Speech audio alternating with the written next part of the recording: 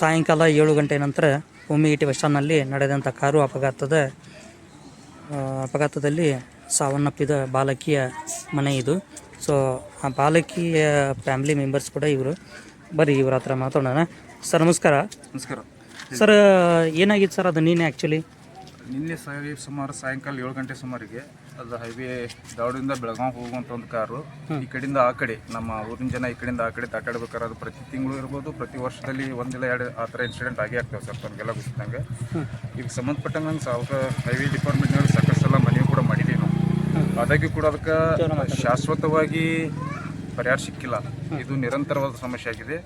ನಾನು ಮುಮ್ಮಿಗಟ್ಟಿ ಗ್ರಾಮ ಪಂಚಾಯತಿ ವತಿಯಿಂದ ಸಂಬಂಧಪಟ್ಟ ಎಲ್ಲ ಅಧಿಕಾರಿಗಳಿಗೆ ಈ ಮುಖಾಂತರ ತಿಳಿಸುವುದೇನಂತಂದ್ರೆ, ಮುಮ್ಮಿಗಟ್ಟಿ ಗ್ರಾಮ ಪಂಚಾಯತಿ ಸಾಕಷ್ಟು ಅಭಿವೃದ್ಧಿ ಆಗಿದೆ ಕೆಲವೊಂದು ವಿಷಯದಲ್ಲಿ. ಈ ಹೈವೇ ವಿಷಯದಲ್ಲಿ ಸ್ವಲ್ಪ ಹಿಂದೇಟೆ ಆಗಿದೆ. ಅಲ್ಲಿ ಅವರು ಆಲ್ರೆಡಿ ಒಂದು ಬ್ರಿಡ್ಜ್ನ ಮಾಡಿಕೊಟ್ಟಿದ್ದಾರೆ, ಬಟ್ ಅದು ಜನರಿಗೆ ಅಷ್ಟು ಅನುಕೂಲ ಆಗಿಲ್ಲ.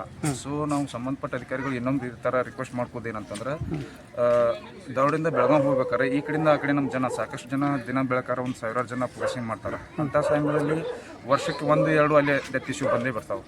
ಇದಕ್ಕಾಗಿ ನಾವು ಸಾಕಷ್ಟು ಸಲ ಮನವಿ ಕೂಡ ಮಾಡಿದ್ದೀವಿ ಸಂಬಂಧಪಟ್ಟ ಅಧಿಕಾರಿಗಳಿಗೆ. ಇನ್ನು ಮುಂದಾದರೂ ಈ ಥರ ಘಟನೆ ಆಗದಂಗೆ ಅವರಲ್ಲಿ ಒಂದು ಮನವಿ ಮಾಡೋದಕ್ಕೆ ಏನಂತಂದ್ರೆ, ಅಲ್ಲಿ ಶಾಶ್ವತವಾಗಿ ಮತ್ತು ಸೂಕ್ತವಾಗಿ ಜನರಿಗೆ ಅನುಕೂಲ ಆಗುವಂಥ ವ್ಯವಸ್ಥೆ ಆಗ್ಬೇಕಂತೇಳಿ ಈ ಮುಖಾಂತರ ಮನವಿ ಆಗ್ತದೆ.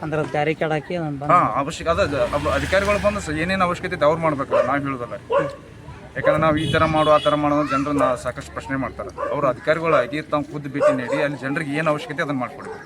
ಇನ್ನೊಮ್ಮೆ ಈ ಥರ ಅನಾಹುತಗಳು ನಡಿಬಾರ್ದಂಗೆ ನೋಡ್ಕೋಬೇಕಂತ ಈ ಮುಖಾಂತರ ಅವ್ರಿಗೆ ತಿಳಿಸ್ಲಿಕ್ಕೆ ಬಯಸ್ತಾರೆ. ಓಕೆ.